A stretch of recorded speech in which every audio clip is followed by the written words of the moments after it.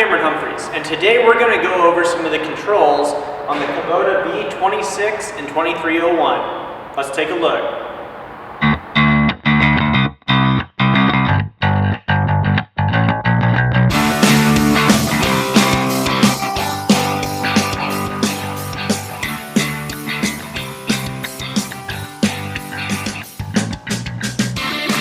Whether you've just purchased one or you want to look at the controls before you make a purchase, we're going to take a deep dive into this guy today, kind of go over the same things we would go over with customers if they had just purchased it, and go from there. So we're going to start off with this little silver pedal. That's going to be your tilt wheel. So you can adjust that wherever you want it. Working our way to the inside, this is your parking brake. To use that, you're going to press down on the brake, shove this down, then let off with your foot, and it'll lock the brake down. To release it, just tap the brake and you're released. While we're on the brake, we do have right and left braking. We can separate it using this lever right here. Most people don't, but you do have right and left braking if you choose to do it. Do some sick 90-degree turns if you want to. The next guy, next to the parking brake, is the cruise control. So as we press our hydrostat pedal down, we push the cruise control down, let off with our foot, and we have cruise control set. To release it, just tap again. Up here on the dash, we have our lights, our hazards, and then turn signals. This guy right here is your main throttle. So as you pull this towards you, you're going to be giving your engine more gas, higher RPMs. As you push it forward, it's going to lower the RPMs.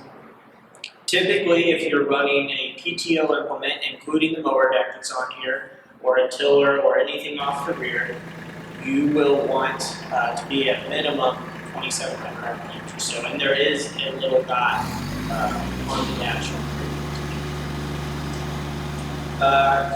Continuing on here, we've got a few different things. So this guy right here is going to control how quickly your 3-point falls on a gravity feed.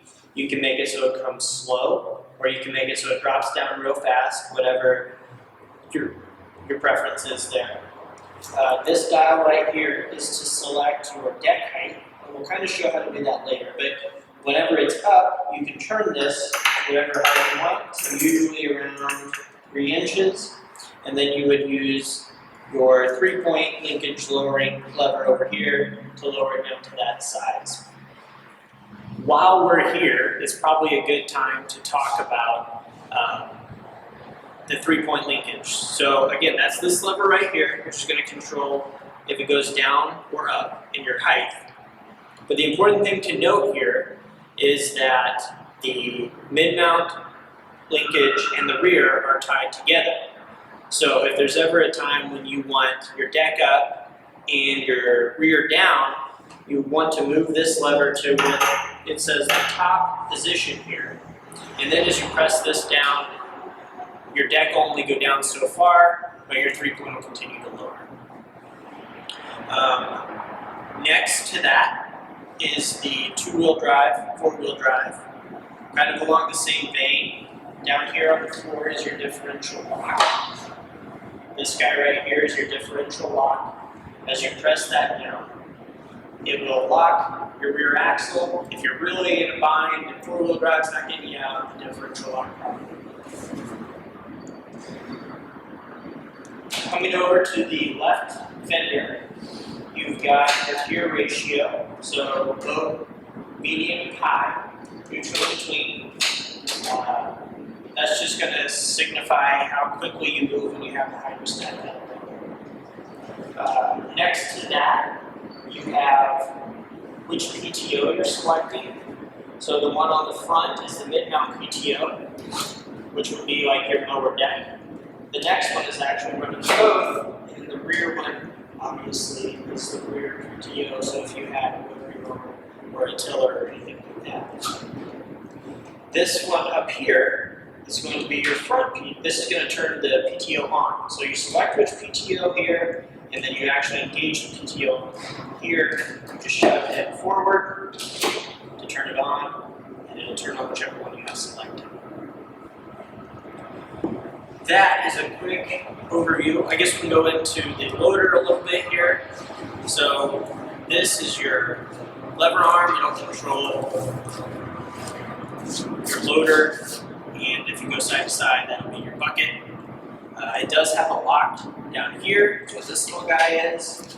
You can move it over and it'll keep this thing from moving, and now that's locked in position at the safety here. The other thing we have is the front end loader, and we will have a video showing how to take the front end loader on this Swift tack system off. We actually already have one showing the BX system. It's exactly the same, other than it's just a little bit bigger, but we will try to get to that in another video. It is a drive over deck, so on installing that, we'll have a video on that as well. But this was just basically going over the basic controls. So hopefully that gives you an idea. If you have any questions or if I missed something important, let me know in the comments and go from there. Thanks, have a great day.